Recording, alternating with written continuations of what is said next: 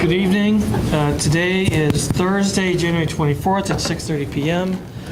We are in the Berlin room of the Olentangy Administration offices. This is the January 24th meeting of the Olentangy Schools Board of Education. With that, I will call the meeting to order. Ms. Hatfield, please call the roll. Mr. Bartz, who is absent. Mrs. Fiesel. Here.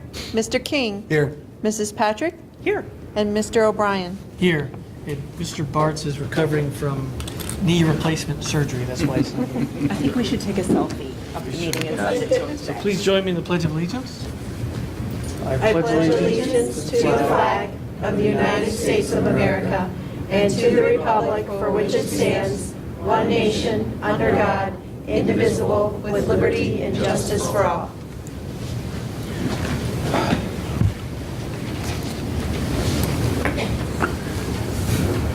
Okay, I'll now entertain a motion to approve the agenda as written. So moved. I'll second. Any discussion? Okay, please call the roll, Ms. Hatfield. Mrs. Fiesel. Yes. Mrs. Patrick. Yes. Mr. King. Yes. And Mr. O'Brien. Yes. Okay, our first item is a presentation, this OSBA. Board Mrs. Davis, I'm going to call you to the, it's still listed here as we have OSBA board recognition, but our OSBA board person seems to have canceled on us, so. All right.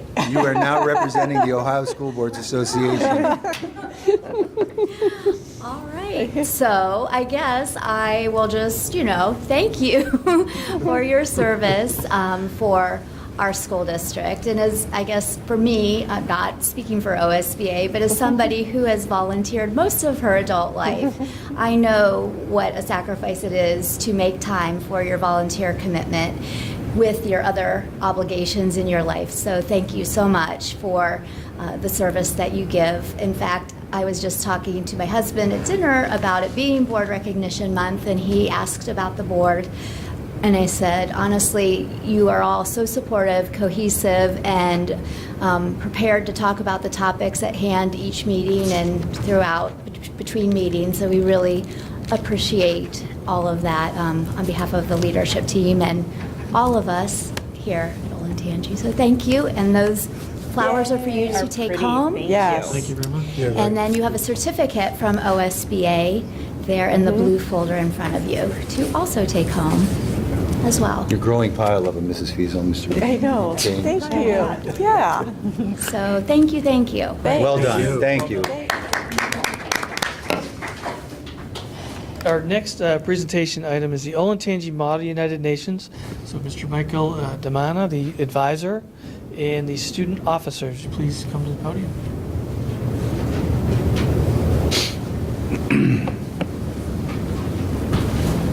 I'm going to let my officers do all the talking. There's no one better to talk about the benefits of this program, so here they go.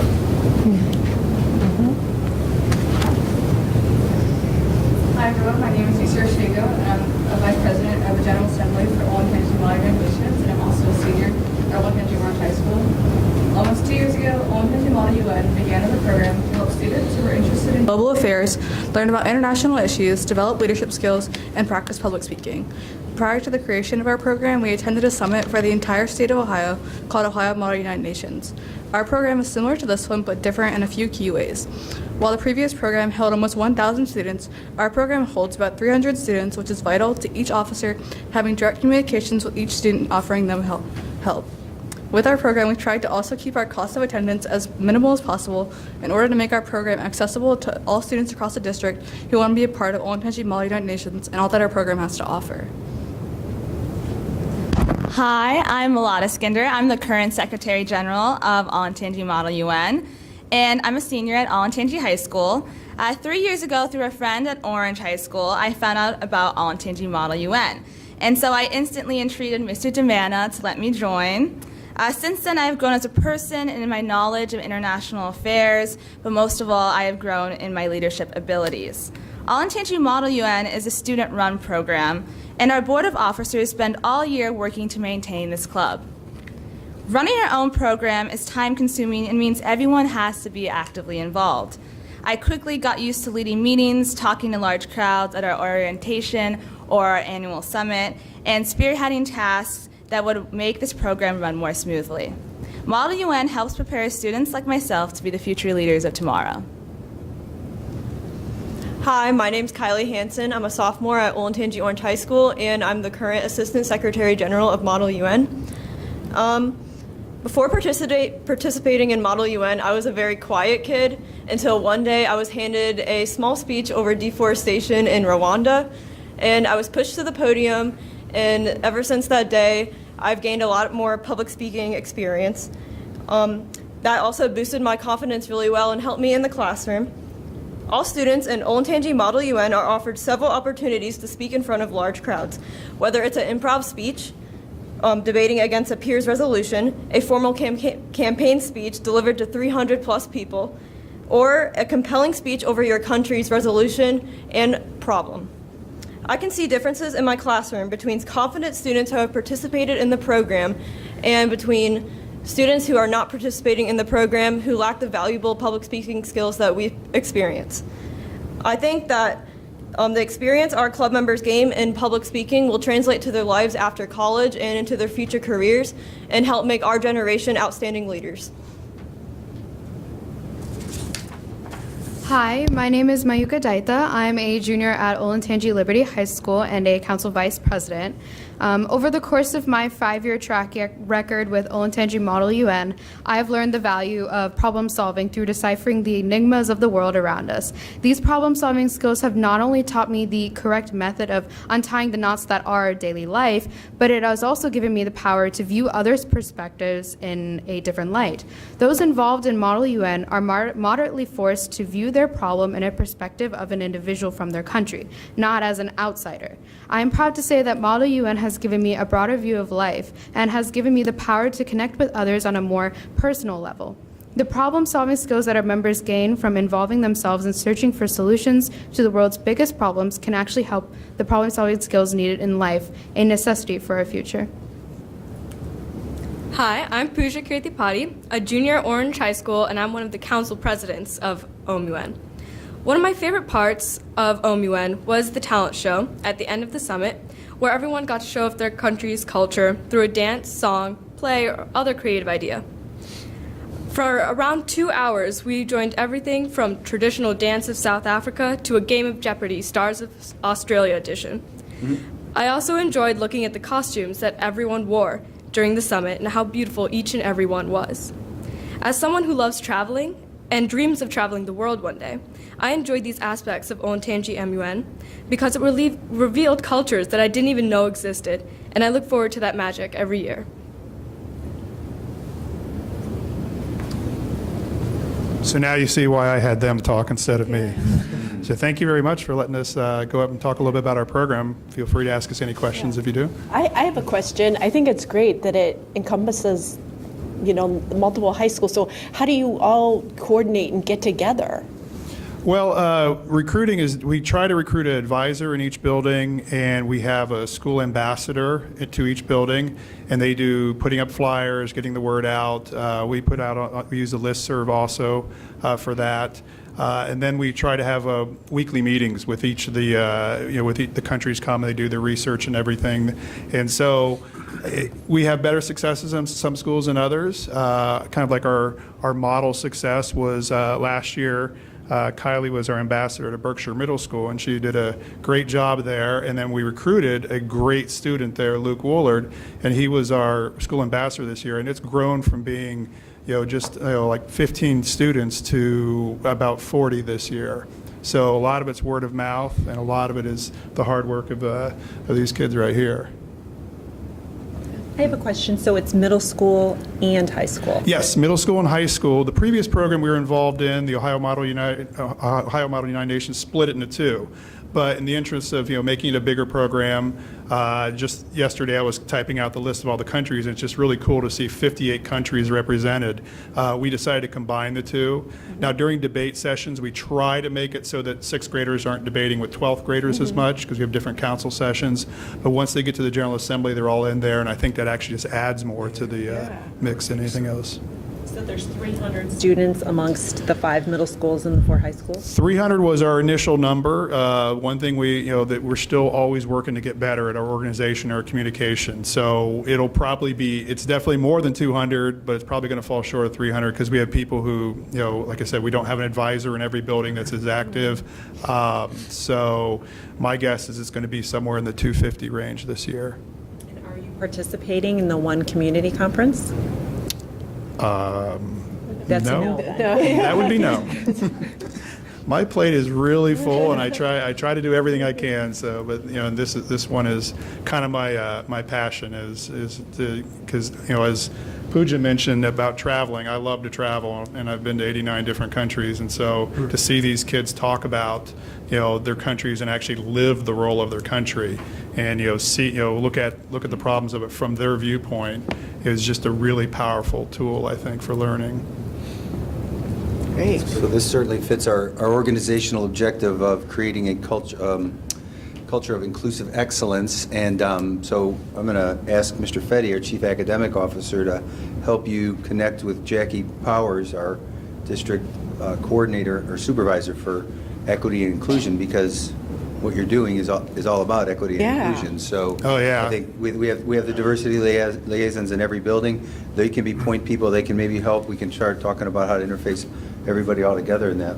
So yeah, we'd love to have any help we can get. It's something we're growing, and we want to just keep growing it. Yeah, I like the idea of all the middle and high schools being involved. I think that brings a real sense of community. Yeah, I mean, even as the school we struggle the most with, not to point fingers, but Hyatt's. I actually got contacted last week by a student from Hyatt's who said, "Nobody wants to do this. I don't have any friends doing it. Can I come anyway?" And I said, "Yeah, you come. You're going to be your own country.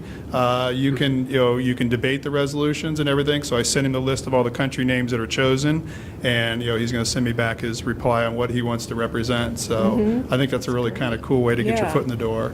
So. Yep. Great. Yes. Thank you very much. Go ahead. So our summit is February 23rd and 24th at Bridgewater Conference Center. Good. So we would love if the school board would like to attend and watch some of it.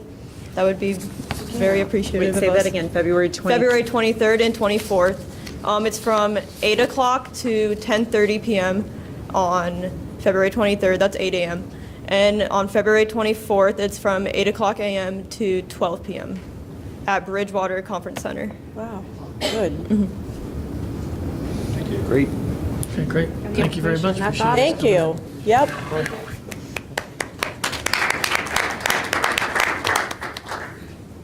Okay, our next agenda item is the Board President's Report. I thought we could spend a few minutes talking about school funding, in particular the Cup-Patterson report that's going on. And for that, I could fumble my way through the materials, but I think Julie is a little bit closer to it. So I've asked Julie to kind of give us an update on that work that's underway, both with Cup-Patterson and the next biannual state budget.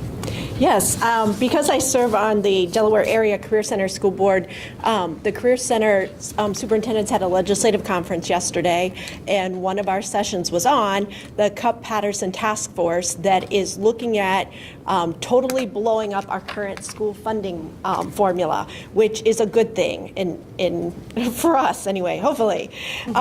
So this work group is made up of Republicans and Democrats, which I mean, for our Model UN people, this is right on point for you. And so this is very odd that they're working together to come up with a solution in Ohio. So we have Republicans and Democrats, and they've also invited school treasurers and superintendents to all work together to come up with a new school funding formula for our state. Two of the people that are leading it are Representative Cupp and Representative Patterson, and one is a Republican and one is a Democrat. And it was their idea to put this together and say, we've got to figure it out. Because as Representative Cupp says, we're currently working under a recession-era formula, meaning it was conceived under the latest recession, and it's just not working anymore. So the funding formula right now says that it costs $6,020 to educate the average student, but that figure really isn't based on anything. In the past, it's been $5,800, and it was $5,900, and it was $6,010. They really don't have it linked to any data. So one of the goals for this new formula is to link it to data. So they're really looking at how much does it really cost to educate an average student. So they're going to determine what that cost is. This is one of their goals, to determine what that real cost is, and then come up with a formula that does away with caps, which Olentangy's formula is capped, and guarantees, and that's for school districts that are mostly declining in enrollment. They're guaranteed to get the same amount of money that they got last year, even though their enrollment has declined, whereas we are capped. So as we grow, our funding doesn't grow because our funding is capped. So the question has always been, well, what kind of formula is that? If you are guaranteeing people and you're capping people, that's really not a formula at all. And then they are also trying to do away with something that is called the state share index, which greatly impacts our school district because it looks at your median income, the value of your property, and it tries to come up with a number that says this is what your community can afford to pay. But that state share index really fluctuates, and even though Buckeye Valley is impacted a lot of the same way that we are, Buckeye Valley and Olentangy are really two separate school districts, and so the state share index doesn't really work for any type of school district. So they're trying to do away with that. Now, they are still saying that this new formula will take into consideration what the community can afford to pay, because the state's view is that we will contribute to education, but also the community has to contribute as well. So they're trying to figure out how to come up with what the residents or the taxpayers should pay as well. So, but they haven't really hinted at that, but we just know they're going to do away with the state share index and come up with some way to determine what the taxpayers can contribute to whatever they determine the amount is that it costs to educate an average student. So there are 8 subcommittees that are looking at everything from technology to transportation to gifted funding to poverty. How do we educate students who are high poverty students? So the formula, it's coming to completion, and they actually said they're running simulations now of different districts to see if this formula will work and how it will impact different districts. However, what they are saying is that when the formula is released, it will be presented as a package. So you can't really, it's not going to be like an onion where if you can peel it back and say, well, we don't like this, but we like this piece. It's going to be all or nothing. So it's going to work if everybody agrees that it's going to work. So the gifted people can't say, well, we need more money, or the rural districts can't say, well, we need more money. Everybody's basically going to have to agree, well, it's not the best, but it's better than what we have. So that's what they're warning us. It's going to be presented as a package, and to make it work, it really has to be left together. They've also committed that it will be phased in over 2 budget cycles, so that means 4 years, because they firmly believe it has to have an ending period. Before, like under Governor Strickland, we had a building blocks formula, and that was going to be phased in over 10 years. Well, in school planning, 10 years is an eternity. We need to know now what money we're going to have tomorrow. So I thought that was a positive, that they have at least committed to an ending period. And I asked the question yesterday, what is the chance that the governor and the other members of the General Assembly, if they will accept the proposal? And they feel comfortable that whatever this proposal is, that the governor will be happy with it. So I'm hoping that's true, because before, when the General Assembly has proposed things that have been beneficial to us, the governor has vetoed it. So one example that they have given, even though they haven't given us a total of what they think it costs to educate a student, they have given us glimpses of what they think it will cost. And in one of those areas, it's technology. And so they have come up with an example that they are recommending that a technology cost is $68.50 per pupil, is what they have figured. When you figure in all kinds of network equipment, even devices. They have figured in that and they had detailed, this is the one area where they had detailed costs out. They believe that $68.50 should be in the funding formula to pay for technology for the average student in Ohio. Another thing that I feel that is positive is that they have agreed to pull community, which are charter schools, out of the average daily membership number. So that it really doesn't impact us because we don't have a lot of them. But what it does, if they pull those charter school kids out of our average daily membership number, that's a good thing. That means we don't have to fund charter schools. So it means we don't have to take our local money and give it to a charter school. So what they're insinuating is that the state is going to figure out funding of charter schools instead of the local school districts. So I think that's a positive. They've also said that they want to fund special education at 100%, which I also feel is a positive step. And then they're also saying by the school year of 2020-2021, they want to guarantee that every economically disadvantaged 4-year-old would be guaranteed access to at least 1 year of high-quality preschool. And the governor has said that he is willing to fund that. So even if we got money for preschool funding, that would be great. That would help us out. So I think that is a positive. And then they're also looking at funding transportation. They did a study of our surrounding states, and we fund transportation at the lowest level. It's like $231 per student, whereas Michigan and Indiana are in the thousands of dollars. So we were at the low level when we looked at the surrounding states. But it's not only increasing the funding for transportation, but also looking at the state mandates for transportation. And because some of those negatively impact us, like right now we're required to transport private school students outside of our district if they fall within a 30-minute time frame. And so one of their proposals is that public schools would only have to transport students in private schools within their school district boundaries. And so something like that would be a great help to us. And then also with private schools, they would recommend that the calendars align, because right now we have to transport even on days when we may not be in school, but they are. And the school bells would have to align within a 30-minute period. So making adjustments like that, though there's no monetary value in the school funding formula, could be beneficial to us as well. So what they have told us is that they are looking at introducing the new funding formula in early February, and by law, the governor has to release his budget by March 15th. The governors usually introduce their budgets earlier than that because it's a lengthy process to get it through the House and Senate. So we should have a picture of the new funding formula by early February, and then know if the governor is going to support it soon after that. So that's what I know so far. I have one question. Yes. I don't know if you can answer. So if the governor is not in support of it, for some reason,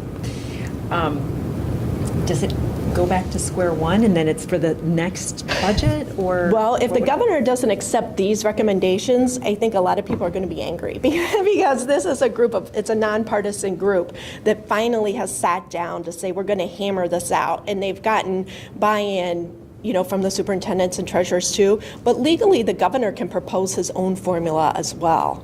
But I think that because of all the work that they've done, I've sat through 5 webinars on this. They've done extensive studies on this and collected a lot of data. So I think if he said no, he would have a lot of angry people at him. And considering that the Republicans, there's the majority in the House and Senate, and he's a Republican, and this is being run by a nonpartisan group that has Republicans on it, I think he'll be very accepting of their recommendations. There's probably also why it's an all or nothing. Oh, that's what they've said. Yeah, that's what they've said. It's got to be a package. And I think he's going to be probably relieved that at least somebody is looking at a formula, that he doesn't have to come up with something. What about the overall level of funding for education? Well, that's a good question, and I didn't say this, but what a senator. He used to be a senator, but now he's representative. What Representative Cupp has said, both in the media and yesterday in our meeting, is that he does not see a big influence or a big infusion of additional money. But what someone has pointed out is that right now in our state coffers, we have a nice rainy day fund, and also our tax revenues are $687 million over projections. So whereas 8 years ago we were looking at state budget in a deficit, right now it's totally opposite. So while you might not see a big infusion of money into the formula itself, just saying that they're going to fund preschool might be beneficial to us, and saying that they might increase transportation because they're talking about taking transportation out of the funding formula too and funding it separately, that would give us additional money outside of the funding formula. They also haven't said anything about private school funding, by the way. But special education funding at 100%. Yeah, if they funded at 100%. That would affect us as well. Yeah, it would be a So I'm feeling positive. Good. Even if, if they said it costs $1,500 to educate an average child, hey, $1,500 is more than the $500 Less that we're than getting. $600, Yes, yes. that we're getting now. So. Yes, absolutely. But, Holly Hansen's here. She chairs our school advocacy committee, and the goal is, as soon as we know this information, we are going to have our members, advocating. Fear Yeah. impacts, what they can do for buildings. Great, that is very comprehensive. Yes. I have notes on everything, too. Board committee, so the Audit and Finance Committee is meeting next Wednesday, is it the Correct. 30th? On the 30th, yes. And so once we get through that committee, we'll probably come back with an update from what happened there. No, facilities is February 6th. Yeah, I think so. I just pulled up the email, so probably in the February meeting, we'll get an update from Dave and Roger or both on what's going on at the facilities committee. Yep. Okay. And that's all I had for the president's report. So with that, I'll turn it over to Mr. Rafe for the superintendent's report, the state of the schools. Since we won't have a State of the Union in January. Yes, I did try to get, I wasn't sure if I was going to be able to go through with this presentation.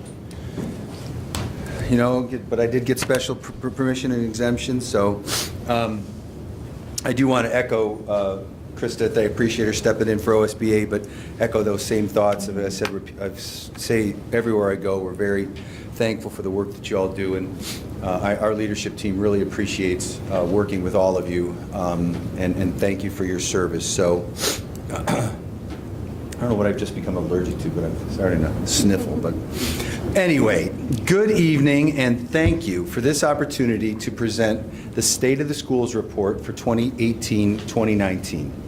In the past, we've given an annual report on academic achievement that was aligned to our district continuous improvement plan, and it was really just very pointed at that one area.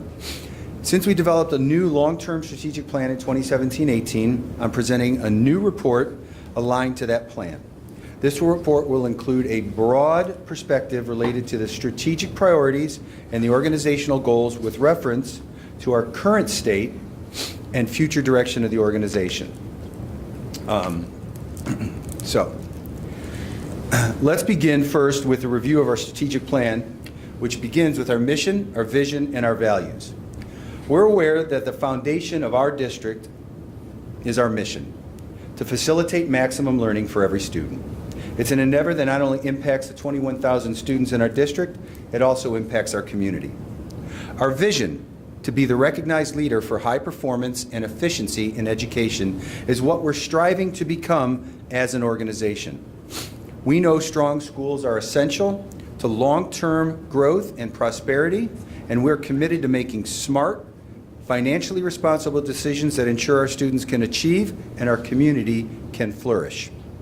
Finally, our values are the behaviors that we expect from everyone in the organization so that we can achieve our mission and move closer to our vision of our organization.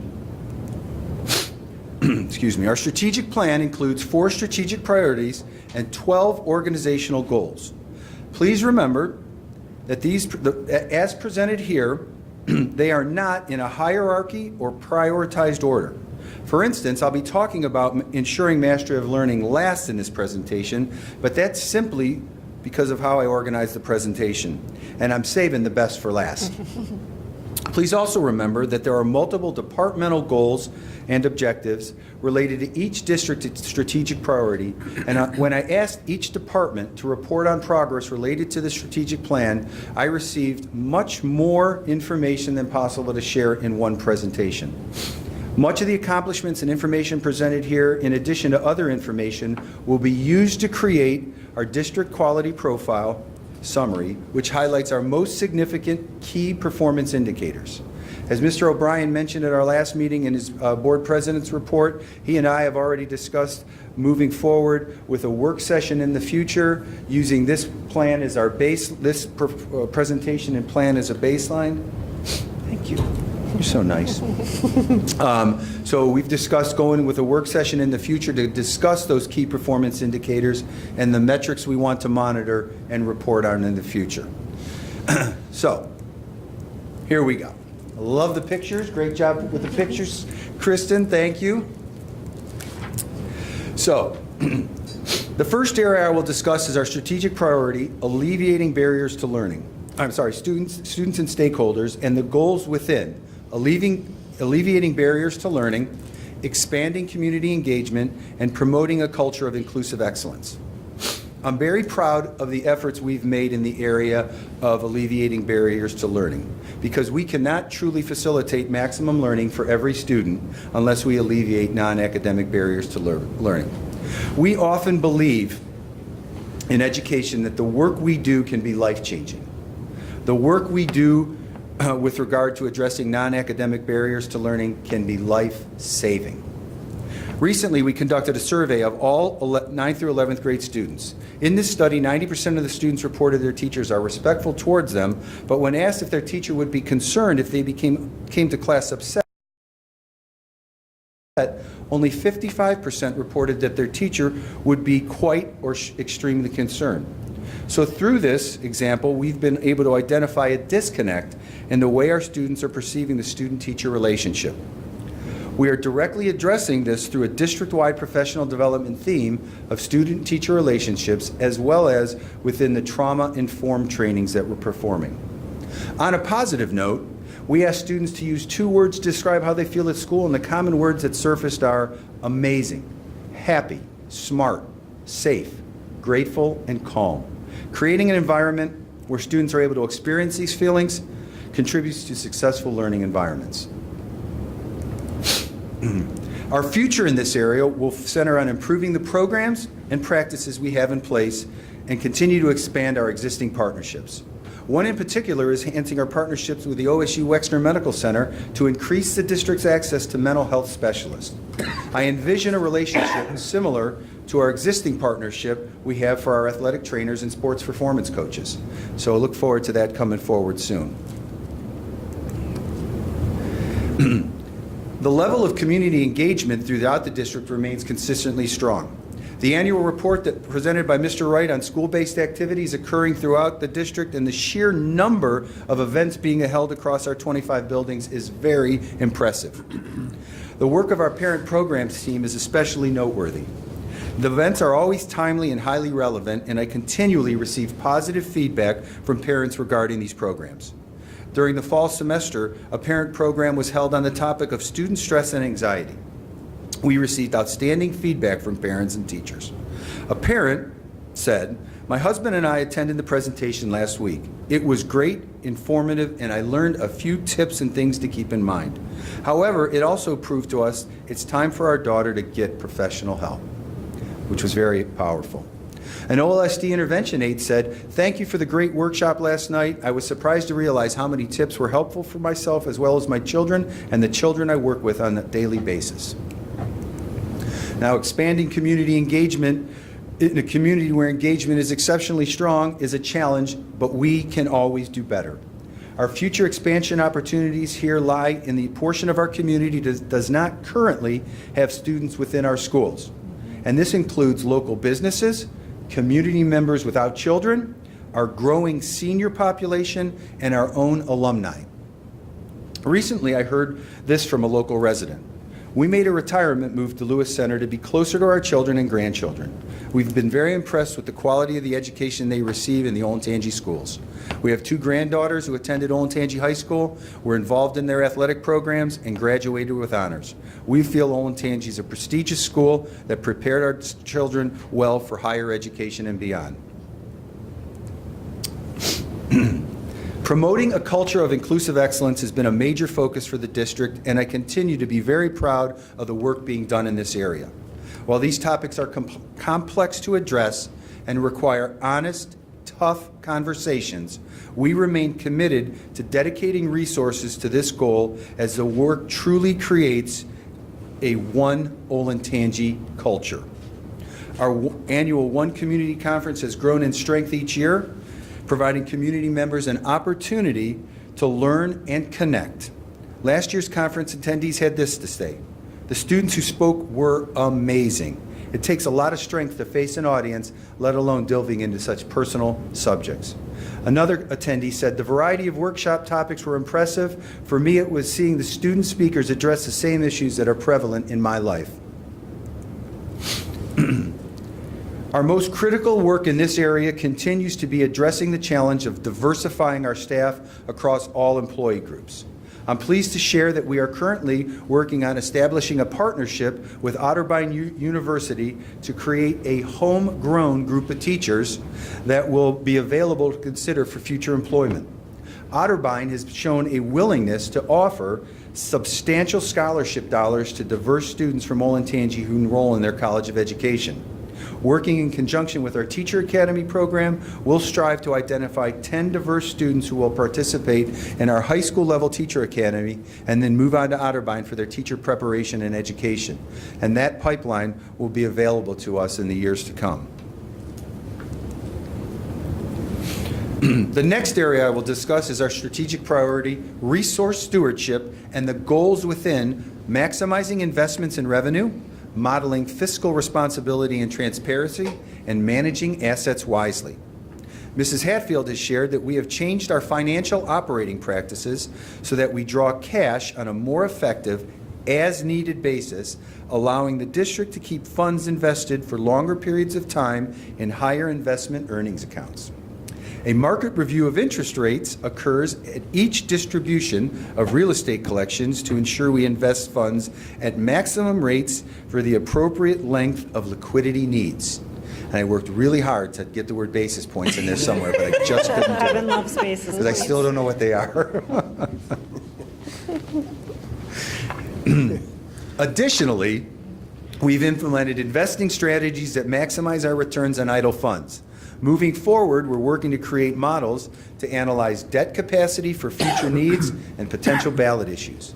Updates will be developed based upon the reports generated by our enrollment projections.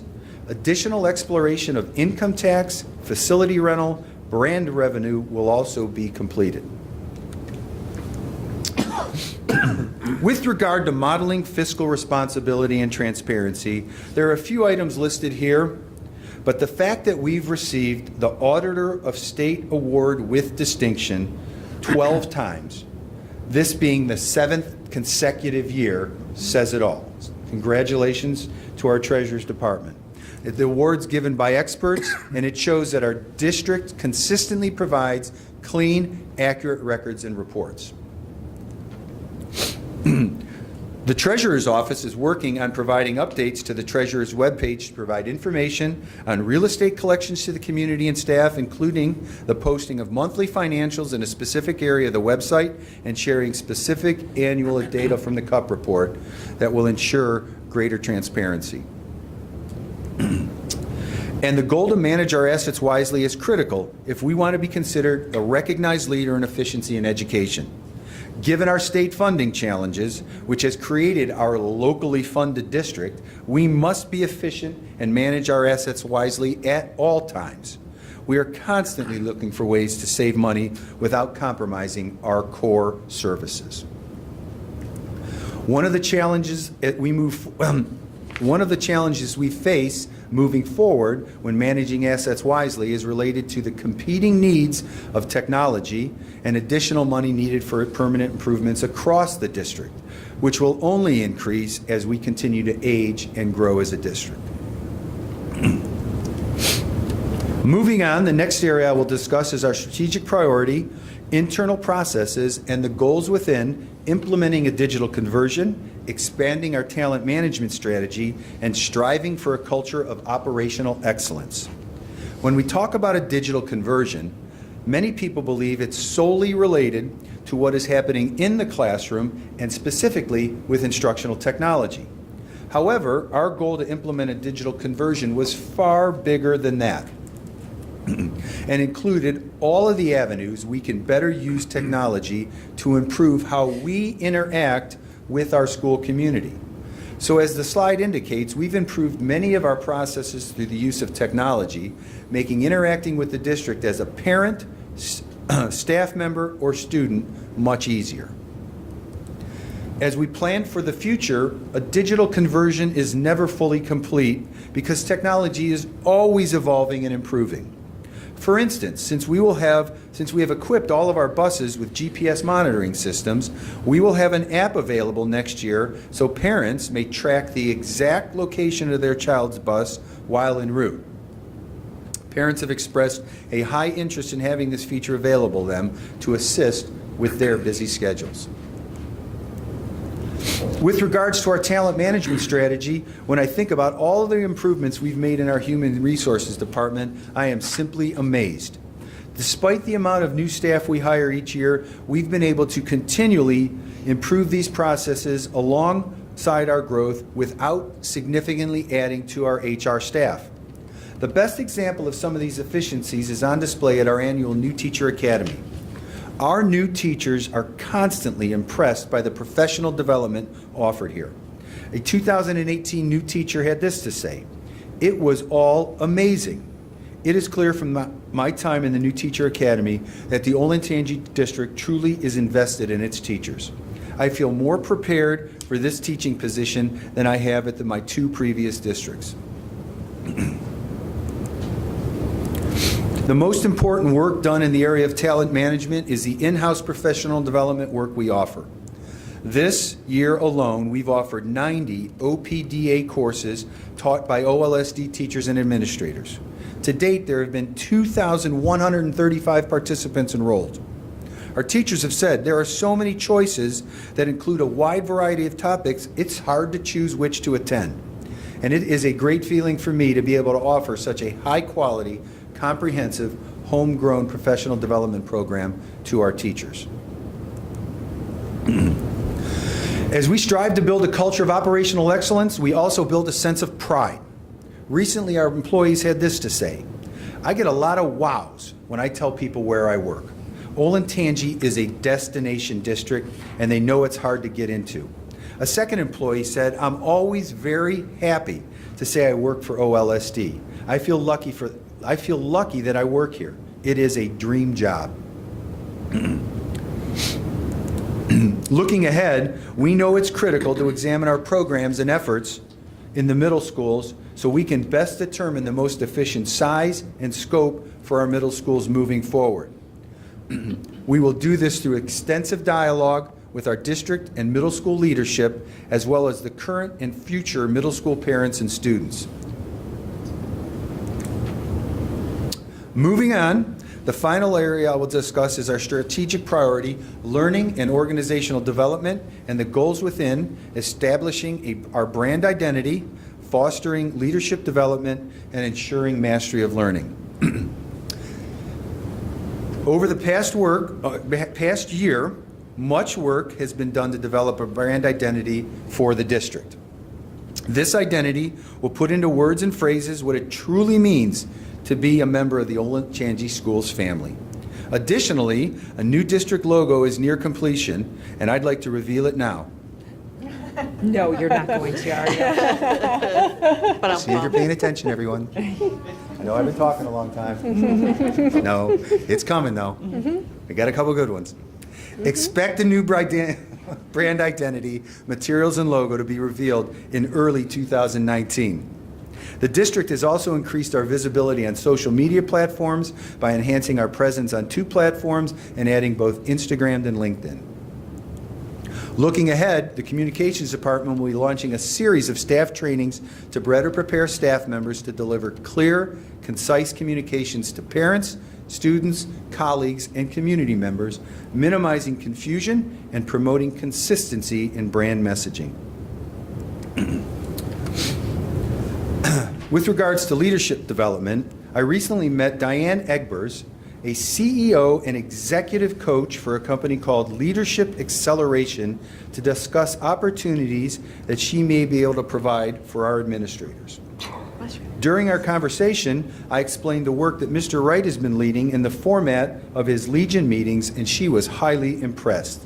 She stated she's never seen a district do this work internally, and that gave me a great sense of pride. That conversation only affirmed our knowledge that we are on the right path with the work we're doing in this area. Moving forward, the leadership development focus has so far been on our teachers and our administrators. We're looking for opportunities to provide leadership development within all of our employee groups. In addition, we'd like to also expand our leadership development opportunities for our students. Finally, mastery of learning. We know that we consistently excel in the areas of academics. However, we are not complacent. We know that we can always get better. We've developed benchmarks in our annual report with high standards, standards higher than the norms of our similar district and the state. We do this so we can continue to challenge ourselves to provide a better academic experience for all of our students. This year's annual report had us meeting 11 out of 18 benchmarks. 4 of the not mets in the past are due to the state value-added benchmark number 2. The year prior, we met 9 of 17 as one benchmark was not evaluated. We've shown improvement, but we're working hard to move this needle even further. Looking ahead, I'm pleased to share that we've begun to develop the portrait of a graduate. We've heard from community and staff members who have answered the question, what do you want our students to be like as adults? We will continue to discuss this question with our students and other stakeholders. We clearly heard from parents and staff members that they would like our students to be independent thinkers, empathetic to others, and respectful to all. We will be working to more fully explore this and other top thoughts on this topic to develop our portrait of a graduate. By doing this, we can even better prepare our students for life after graduation and for them to be productive members of their community. As we move through the hustle and bustle of our day-to-day activities and responsibilities, it's often difficult to pause and reflect on the impactful work that happens at Olentangy each and every day. This report gave all of us on the leadership team the opportunity to do just that, pause and reflect. While we appreciate the challenges we face on every day and approach them with all of our energy, we also need to take time to appreciate all the good work that's done on a daily basis. And without reservation, I can say confidently that our students, staff, leaders, parents, everyone strives to live the mission of the district every day. In many organizations, people can recite the mission statement, but not often can it be said that virtually everyone lives the organization's mission. I believe that we're all striving to live the mission here in all that we do, and I am infinitely proud of the special place that the Olentangy Schools is and continues to be. Thank you. Any questions for Mr. Wright? I have a couple comments, but go ahead. Oh, I have a question, if you could expand on the Otterbein program that you mentioned in developing teachers, specifically diverse teachers. And I pitched this to a couple of different colleges. I think that, you know, traditionally minority students, especially in a place like Olentangy, don't consider the idea of being a teacher because they don't see minority teachers who are diverse. So I think it's incumbent upon us who know our kids best as a building principal or a teacher or somebody who looks at one of the students and identifies what they see as the heart of a teacher and says, I think you'd really be a great teacher, and plant that seed with them. And then build a program or a community of learners in a college setting that, and if every school in the Ohio Capital Conference, 32 schools, did that, we all identified 4 juniors and 4 seniors, we'd have a pool of people pretty fast. So I was meeting with Dr. Kristen Bordage, she's the Dean of the College of Education, came across and she said she had some, Otterbein has a focus on they are, for the first year ever, they're offering the Pell Grant to low-income students. They are really pushing hard to increase their diversity on their campus. So we started discussing this idea, and we're working on finalizing some. We're excited. We need to get that final push, because we started talking about what the potential scholarship money could look like, and I was thinking it might be, a few $1,000s or something like that. And by the time the discussion was over, it started getting to be like full tuition. Oh my gosh. So I think if I walk up to any of our minority students and say, would you like to be a teacher? I got a full tuition scholarship for you. Yeah. Inform their parents of that, they might say yes pretty fast. Yeah. So we're still working on finalizing the details, so I'm glad the reporter's not here.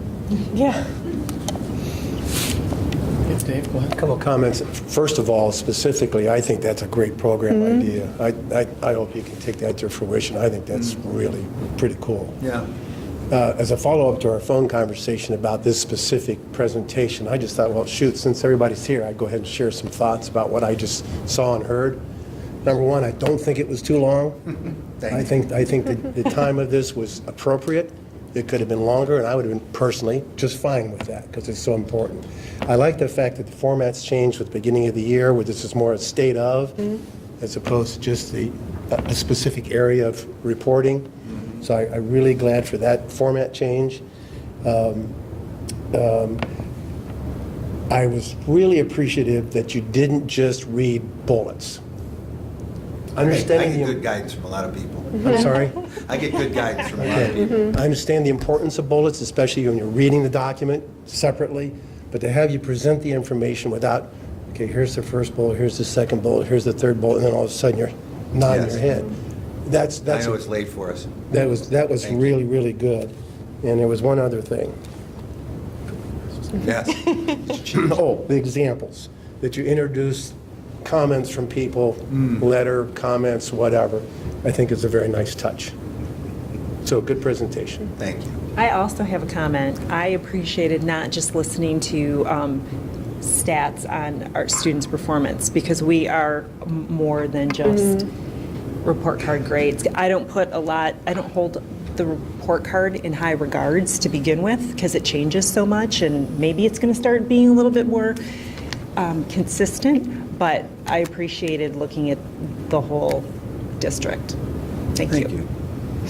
Well, and as you guys, and I think as Mr. O'Brien mentioned in our last meeting about some goals as he's president for the next year, I think this, aligning this and thinking of what those key performance metrics are. Every time we ask for reporting on them, one of our leadership team comes up with you can't believe the number of numbers Mr. Meyer has for bus and food service, and I mean, it's extensive, and then others, there aren't a lot of hard numbers. And the hard, I tell the staffs all the time as we go and do our presentations, I don't care about the numbers, because I know they care about the numbers. They want the numbers to be as good as possible. They want the highest scores possible, and they push themselves and really do want those kind of results, because they take great pride in that. I tell the staffs all the time, I care more about how they care for the kids. Care for the kids. Care for, and as you guys, having 2 graduates and 1 graduate, Mr. O'Brien has a great, and even as you're going through the day-to-day, and sometimes things go well for your kid at school on a given day, and then the next day maybe it doesn't, and it's like being parents, it's a roller coaster. And then they get out, and they're being successful, and you go, oh, yeah, we did a good job. They're ready. So we got a lot to celebrate. So. Thank you. Are you going to make this available to the public? Because I think it has some really good information in it. Absolutely. Even if you did it in a video or something. Oh, I got a face made for radio. I don't like video. Or audio with the slides. I did like the Calamity Day video. I thought that'd be good. Yes. That was pretty good. Yes. I didn't see the Calamity. Yeah. Questions. Yes. Yes, and as we know, like, so the team was divided today. It was a split camp this morning on the no delay. I thought maybe there'd be a calamity board meeting. Oh, no. No. I had to go out and cast the final vote. So we had a little bit of internal. Oh, I vetoed him? Yeah, you have the line item veto. I did line item veto. They were ready to cave. Thank you, Mr. Ray, for Thank the state of the schools. Next is the treasurer's report. Mr. Wright made sure I didn't skip you this time. Thank you, I appreciate that. We have, as Mr. Rafe pointed out, we do have some exciting news. We did receive the Auditor of State Award with distinction again for another year in a row. We were actually... So basically, I think the finance department is like the New England Patriots. Just for the record. I've never been referred to as anything sports related in my life, so I'll take it. Chewing gum and walking is difficult for me, but we'll take it. One of the reasons why I brought this down is because, Auditor Yost did issue the award this year, but as we know, that office is transitioning. And so the award was actually mailed to us. I don't believe there's going to be a big presentation as they have done in years past, but still grateful, very appreciative of our staff. I would just really like to go on record thanking Missy, Katie, Amanda, Tammy, Susan, Leah, Madison, Lori, Candace, and Vicki. We have a really actually very small department compared to the size of our operating budget, and they do a phenomenal job to make sure that they are supporting the district, getting them what they need so that we are fulfilling our compliance needs and making sure that they have the information, and just helping us compile and make sure that we stay on track with everything. So they do a phenomenal job in supporting the district, and we're very grateful for the work that they do. Not just the administrative team who supports us and is more present in front of the community. So I wanted to make sure that we said thank you to them. And with that, thank you to you as well. And special I can't talk tonight. I'm so sorry. Special recognition for the board. The other update that we have is just a general update of what our department is working on. We're moving forward with the fiscal year 2020 budgets. Those templates will go out to our departments and buildings by the end of the month. We ask for their input and their needs, information about where their buildings need help or where they would like to budget their funds, and then we roll that into the 5-year forecast update. We will have a meeting on January 30th with the Finance and Audit Committee that's a little more unrelated to that. It's a general update on where we are with the CUP report information and so forth. But we will get back together and meet early spring to go over and review the budget in detail with a smaller subcommittee. And then we'll meet with the full committee to discuss the 5-year forecast and all of the information and assumptions that get put into that. On the agenda tonight, we have several items for approval. Just a couple of notes on the financials for November. Our state funding is higher than we anticipated for actually in November and December. Part of that being that they have the Ohio Department of Education has caught up with our ADM growth for this year, and so it looks like it's higher than we projected for the month because we had that evened out over the school year. There was a one-time $95,000 adjustment that we received, but overall we feel we'll land in May where we thought we would be. There's also in December a larger one-time gain that we had. We received $1.7 million back from the Delaware County auditors. They have to set aside a certain amount of funds to go through and do the reappraisal that they did for tax year 2017, and they have to hold on to those funds until they've completed their process. It didn't cost them as much as they anticipated, so they returned those funds to the taxing entities. Our portion of that was a one-time $1.7 million adjustment. It shows up in our all other financing sources of the line items on the compare statement. Our personnel costs are slightly above where we thought we would be, largely in part to our educational advancements. We had more staff members move to the right, so to speak, of the salary schedule and earning a higher degree. And we also had additional administrators who are earning educational stipends as we go through the professional development and continue to grow those programs within our district. It allows more people to participate and move forward in those capacities. So those came in a little higher than we anticipated, but overall, I think we're on target with that. The other good news to share is you'll see in the December financials that the benefits are under budget. We anticipate that that's going to continue to gain ground as we move forward throughout the fiscal year, largely in part to the change in our healthcare enrollment. We had approximately 190 single policies and 630 family policies move from the PPO plan to the high deductible plan. That's a lot. It was a significant movement. Was that, not to interrupt, but was that what was projected, what we thought we would have, or? No, I didn't think we would have that much moving. Year one, we had it stepped out and planned out in a 3-year cycle. We had put in a savings of about $200,000 to $300,000 in fiscal year 19. We think that's going to be closer to $1 million or so.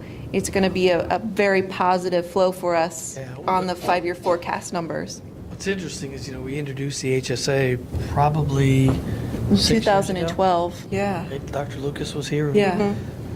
Once we negotiated incentives, then you see the movement, right? Yep. So I think the things that we did in the contract are working, which I think is great progress.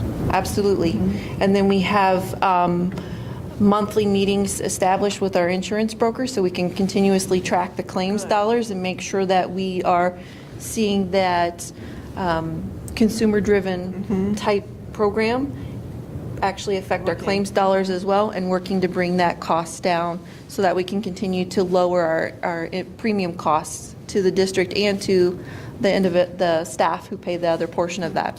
So to be continued, more good information to come on that, I'm sure. We'll see that gain ground month after month. And most of that is, I would say, the highlights for the financials. If you have other questions, let me know. Of course, we have amended appropriations and minutes that are to the board for approval tonight to meet our Ohio Revised Code compliance. We have 2 donations that we would like to recognize. One from Meyer for $1,000 for the Parent-Teacher Conference Nights and Appreciation Week at Olentangy High School, and $4,200 from OEF for the One Community Keynote Speaker that is a district-wide event. So we are very grateful for those donations, and as always would like to thank our community for their in-kind donations and their volunteerism as they continue to support our community and students and staff. Are there other questions that you have for us? Thank you. Congratulations. Thank you. Thank you, Mrs. Hatfield. Any public participation? No, there is none. Okay. So next agenda item is a discussion item. So Mr. Gordon will come up and talk us through facility rental fees.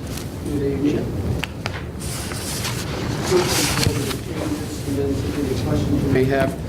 The changes were minor on the inside facilities. It was just 25 cents an hour for the classrooms and other spaces increase. That's just to cover our continued energy costs, make sure we're being made whole on those as we rent out to our nonprofit groups. The bigger increase that you'll see on there is increased cost to our baseball and softball fields, and that was part of a group that Mr. Wright led with Mr. Bartz as well, myself, and really evaluating how our fields are being used. And one of the things that we have is a big disparity between the maintenance, even within organizations. One organization, it's coach-driven, coaches maintain the fields, and we have different, even in one organization, we have 2 different levels of fields that they have based on the willingness of the teams to put in the work, as well as at our middle and high school fields. When we rent those out and maintain those, we felt like we needed to step back, take control of those fields a little more. And as part of that, we've increased the cost to rent those fields out so that we can then put that money into a maintenance fund for our fields, because as they've, in addition to maintaining the fields for the seasons as they've aged, we're at the point now like Wyandotte Run, some of our older schools, we need to start our backstop replacements and some of our fencing repairs. So we'll start bringing that money in yearly as our field rentals, putting that out, and we have a plan that we outlined that every 2 years we would increase that cost and then continue to build that up as our building or as our fields age. We'll continue to build that cost up with those increases so we can keep up with the maintenance on those and again maintain those and keep a even level of maintenance across the district. So that's the biggest driver, the increase in those costs. Any questions? Questions for Mr. Gordon? No, I think you covered it pretty well. And was Roger it- was involved in that, you said? Yes, Yeah. yes. So why are we presenting when we knew he wouldn't be here? I'm sorry? That's why we're Was that presenting. tactical? I think that's very consistent with our prior approach to it, so I think it makes a ton of sense. Okay, thank you. Thank you. All right, so I will present agenda item 11. It's a board action item. The action item is to approve the school advocacy committee members for the year 2019. Those are detailed out in Exhibit A. So can I please have a motion to approve? So moved. I'll second. Item A? Second. Any discussion? Okay, please call the roll, Mrs. Hatfield. Mrs. Fiesel, Yes. Mr. King, Yes. Mrs. Patrick, Yes. and Mr. O'Brien. Yes. And Mrs. Hatfield, please present the treasurer action items. Yes, please, I would like to present treasurer action items A through D for approval, please. So moved. Oh, second.